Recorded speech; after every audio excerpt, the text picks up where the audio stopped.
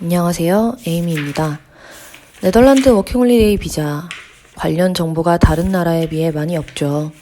정보도 많이 없을 뿐만 아니라 정확하게 언제 신청해야 하는지 날짜도 좀 애매하고 매번 바뀌는 규정 때문에 무엇을 준비해야 하는지 답답합니다. 또 어떻게 규정이 달라질지는 모르겠지만 추후 준비하시는 분들을 위해서 제가 어떻게 준비했고 또 준비해야 할 서류들은 무엇인지 자세히 이야기해 보도록 하겠습니다. 첫 번째, 비자 신청입니다. 비자를 신청할 때는 두 가지 방법이 있는 것 같은데요. 하나, 10월 1일, 즉 10월 초부터 외교부 인포센터 사이트를 통해 오전부터 대기하며 새로 고침을 계속 눌러가면서 쭉 확인한다. 두 번째, 유학원을 통해 신청한다. 저는 개인적으로 아무래도 네덜란드, 특히 유럽이라는 나라에서 살아보는 게 처음이라 보통 이런 경우에는 초기에 정착할 때 업체를 통해서 좀 도움을 받는 편입니다. 제가 의심병 환자기도 하고 또 원래 갔던 나라면 또 모를까 처음 가보는 나라의 규정도 제가 당연히 모르는 것들이 많아서 저는 두 번째 방법인 유학원을 통해서 진행했습니다. 개인적으로는 엄청 만족도가 높았어요. 이곳저곳 유학원 찾다가 렛츠고 네덜란드라는 유학원이 있어서 저는 10월 기준으로 해서 한 3, 4개월 전에 미리 유학원과 연락해서 만약 비자 신청이 열리면 바로 연락을 받을 수 있게 신청을 해뒀습니다. 따라서 저는 유학원에서 비자 신청 당일 바로 카톡이 왔고 그 자리에서 이메일을 바로 신청을 했고 운 좋게도 합격했습니다.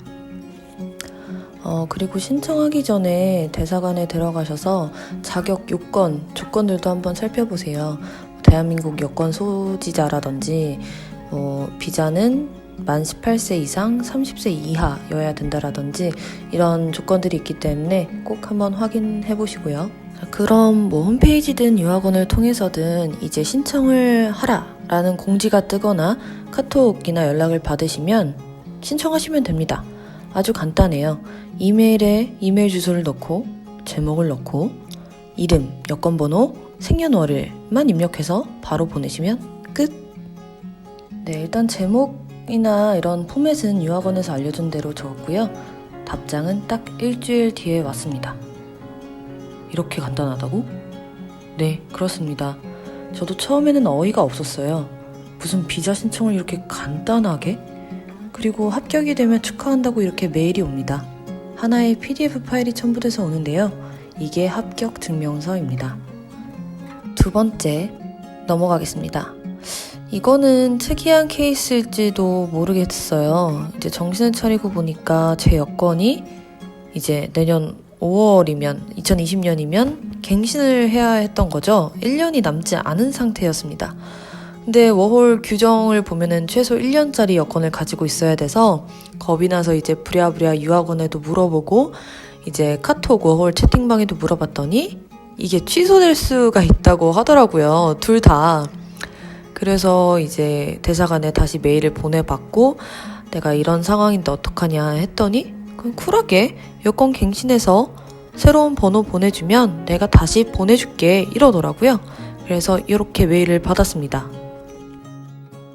그래서 정말로 여권을 갱신해서 이메일을 보냈더니 바로 다음날 오전에 아주 빠르게 새로운 서류와 함께 답장이 왔습니다. 끝! 결론! 유효기간이 얼마 남지 않은 여권으로 합격을 했을 경우 갱신해서 다시 요청하면 된다. 자, 세 번째. 준비해야 할 서류들은 무엇이 있을까요? 바로 나열해 보겠습니다. 여권, 여권 사본, 합격 이메일, 이메일에 첨부된 파일, 워킹홀리데이 서류 작성 폼, 리턴 비행기 티켓 혹은 영문 잔고 증명서, 그리고 기본 증명서와 가족 증명서, 마지막으로 현금 57유로가 있습니다. 여기서 주의할 점, 저는 합격 이메일에 첨부된 서류만을 프린트해서 갖다가 큰일 날 뻔했어요. 이 나라는 그 메일 자체를 프린트하는 게 굉장히 중요한가 봅니다. 즉 합격 메일 자체를 프린트하셔야 돼요. 저처럼 못하셨다면 암스테르담이나 네덜란드 내에서 구글맵에 프린트샵을 쳐서 가장 가까운 데 가셔서 프린트하시면 됩니다. 그리고 중요한 워킹홀리데이 서류 작성. 대사관 홈페이지에 들어가 보시면 어플리케이션 폼이라고 있습니다. 이것을 작성하시면 돼요. 서류가 생각보다 좀 많은데 중간 정도에 있는 TV 테스트는 작성 안 하셔도 됩니다. 그 위에 부분만 하시면 돼요. 그리고 리턴 비행기 티켓 혹은 영문 잔고 증명서라고 했는데 보통 영문 잔고 증명서를 가지고 가시는 것 같아요. 저도 그렇고 언제 한국으로 돌아갈지 모르니까. 그리고 유학원에서 추천해준 은행은 국민은행입니다. 영문 잔고 증명서에는 발급 담당자명, 은행 브랜치명, 전화번호 같은 것들이 영문으로 들어가야 되는데 국민은행에서는 기본적으로 이런 정보들이 포함한 서류를 주는데 다른 은행들은 아닌 경우도 좀 있다라고 해요. 그래서 국민은행이 아니신 분들은 꼭 이런 것들을 확인하시고 발급하시는 게 좋을 것 같고요. 이제 마지막으로 아포스티유라고 하는 거 있죠. 기본 증명서는 상세로 뽑아야 한다고 하고요. 그 다음에 가족 증명서 이 두 개만 발급하시면 돼요.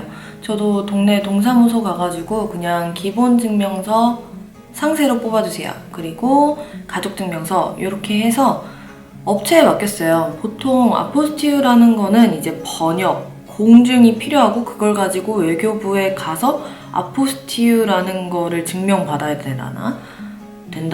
아무튼 되게 까다롭습니다. 네이버에 찾아보시면 자세하게 나오겠지만 그래서 보통 다 업체에 맡기거든요. 그리고 또 서류라는 건 좀 확실해야 되기 때문에 꼭 업체를 통해서 하시면 될 것 같고 금액은 보통 20만 원 내에서 되는 것 같습니다. 그래서 업체를 찾아서 기본 증명서 상세 버전 그리고 가족 증명서를 보내면 그분이 이제 번역, 공증 그리고 외교부에서 아포스티유까지 다 검증 받아서 다시 보내주시거든요. 저 같은 경우는 이게 일주일 걸렸습니다. 일주일 딱 걸리니까 요거는 업체에 꼭 맡기시면 될 것 같고요. 이렇게 준비가 됐다면 아주 완벽하고요. 저 같은 경우에는 메일에 첨부된 합격 PDF 파일을 3장 그리고 영문 잔고 증명서도 은행에 3장 원본으로 요청해서 이렇게 3장씩 들고 갔습니다.